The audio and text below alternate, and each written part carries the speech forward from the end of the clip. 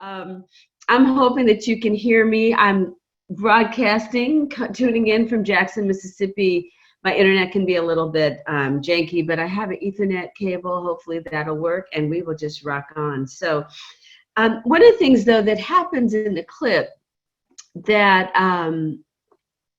that I love about the stand-up that Chris Rock does is he talks about basically that only old white men can profit off of pain. And he talks about all the different kind of drugs and all the different kinds of things and how this works out.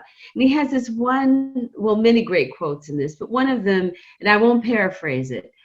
I mean, I won't quote it directly, I'll just paraphrase it. But basically, he talks about tobacco and how deadly it is, how dangerous it is, and the fact that a drug like that, if Philip Morris was owned by some black folks from Mississippi and Jerry curls, that you would have to spend 60 years in prison for a pack of Newports. And I think that part of what we heard today, right, is about some of those, about some of that injustice. And when we talk about a racial equity lens, a social justice lens, what we're doing essentially is adjusting our perspective, right? Most of us weren't even taught to see it. Many of us were taught to ignore it. Some of us feel shame around it. And so I want to just spend literally, I'm going to laser through this in a few minutes. So one of the things that we do when we move in that space is we're moving beyond the people with the problems and looking at landscape and context, right? And because a lot of times our training as public health people is we're focused on disparities, and we're like, and we're looking at that difference, and it's like, well, it's the folks who have the problems. What are the conditions? Even the questions we're asked to ask ourselves, right, in our planning and our program development. So it may be some time for some different questions. So we want to look at, like, how do we begin with good questions and lots and lots and lots of listening. So here's a set of questions. I know this is a lot on the screen, but when I was listening to Dr. Kofor talk about sort of the history of marijuana criminalization, I was also thinking a lot about the fact that one of the big sort of chief storytellers and propagandizers around marijuana back in the 30s was the Hearst newspapers, who invested a lot of money in paper made from wood pulp, which is the paper that most of us use today. And there was a whole effort at one point to use paper out of hemp during that time, which many folks know is part of, part of the plant that people smoke and what they call marijuana.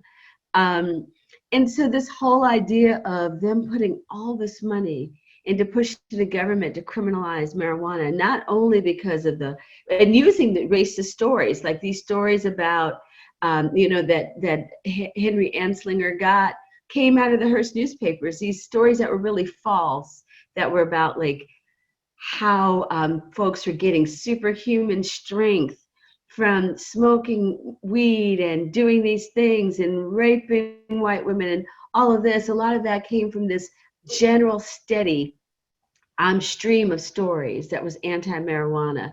And so one of the things we do when we develop a landscape analysis is like we go, well, who decides who was left out, who has influence? And mostly we follow the money who got paid. And that often leads us to understanding, like, what are the laws that lead up to it? And how transparent or opaque is our engagement around that policymaking? Who's involved in it? And then one of the things we're already trained to do, but we don't always do enough of disaggregating to show the patterns and systems of unfairness. A lot of times when we're doing our community work, we don't always have the data we wish we had about it. But then one of the places where we have sort of the biggest gaps around data and information is the capacity and strengths of the communities in which we're working.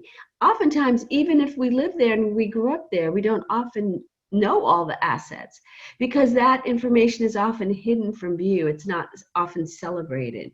So it takes work to develop the kind of landscape, right, where we're talking about what are the institutions, who are the leaders, not the people who are on television all the time, but the folks other folks respect? How do we understand that, right? And also the language and the memory and the skills. So I want to land with looking at this in relationship to the strategic prevention framework, which many of you all are going to be looking at. And of course, this is a very short presentation because I'm even cutting it more so we can land more on time. But so one of the things that we deal with is the question of assessment, right? And as part of this framework. And so one of the questions we ask ourselves is, when we're from a racial equity lens, from a social justice perspective, how do we actually understand the problem? What is the problem, right? Is the problem the people and what they're not doing, or is it policy or structures? What's actually going on?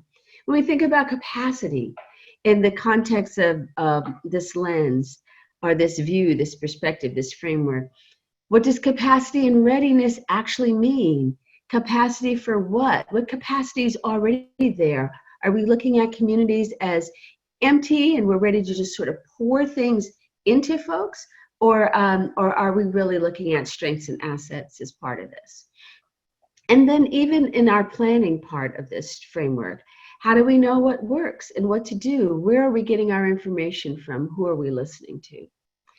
And implementation, it's like, who is best to implement the project? How are power and equity addressed?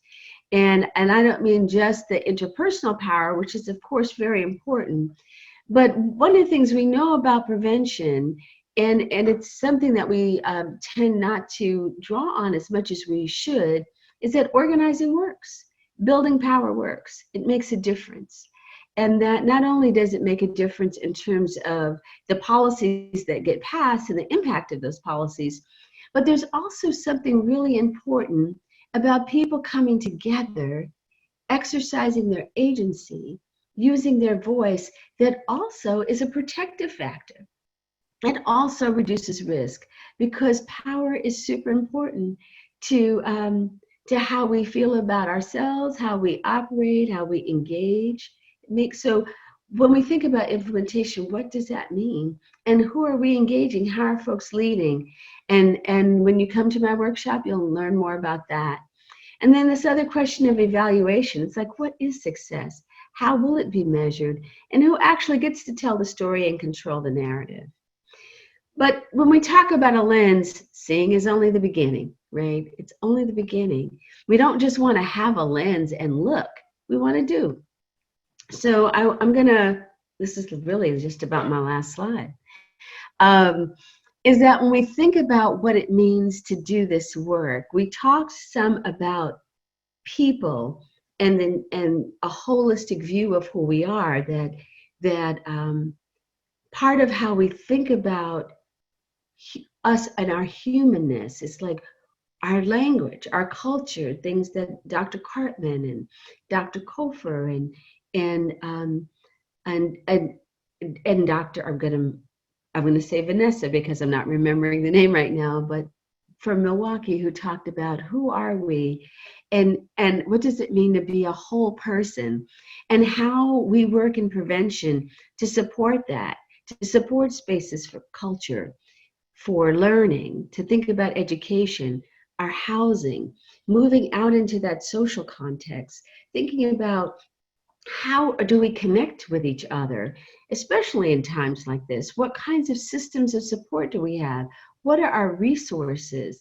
How do we deal with our bills, or even things that we shouldn't even have to pay as bills, like paying for water, or those other kinds of things that I think as public health people, we have to ask the question, what kind of social context are we in, and what is going to be the best kind of context and set of systems that really support our health, our thriving in community.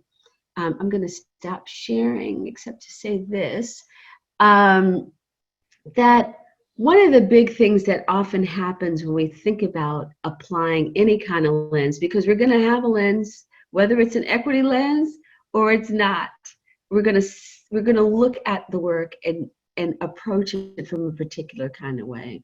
And I love this quote from Thomas Pynchon: if they get you asking the wrong questions, they don't have to worry about the answers.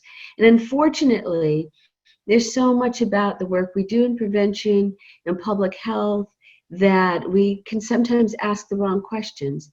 I've been so heartened today by all of the great questions, all of the great work, all of the stories, and even in the beginning, the way this conference started, the energy of the conference, it's just been a real gift. And so I'm looking forward to meeting the folks I'll get to meet tomorrow, and whatever questions you have, to be in touch so that we can ask the right questions to get to the right answers, to get to the right work, and to once and for all build the kinds of communities that thrive. And I'll stop right there.